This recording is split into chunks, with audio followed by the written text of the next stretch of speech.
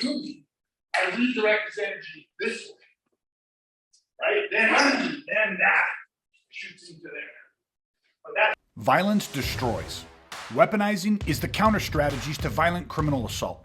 Hey, I'm Greg LaBeouf, aka The Violence Guy, and I'm sharing with you how I went from the victim of a brutal attempted murder to mastering the tool of violence and protecting myself and family, and how you can do the same from the safety and comfort of your own home.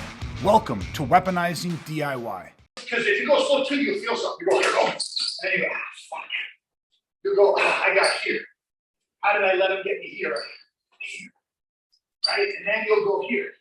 If you do that, you're like, fuck. Instead of his pressure collapsed into me. That's different than push on me. So his pressure never, see, that's different than me doing this.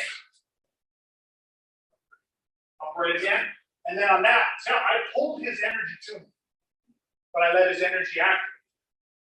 That could be a tactic that could work against me. Maybe it's good, maybe it's not. If the only way I want this is I'm like, I'm going to pull his energy to me. Boom. I'm no longer there where his energy is pushing.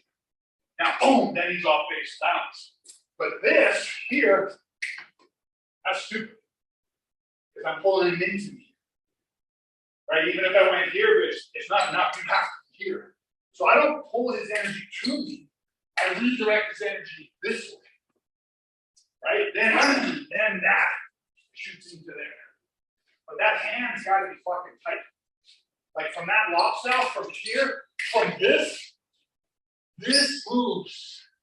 That has to be really tight versus a big kind of stand up and flat. I'm sure for myself that was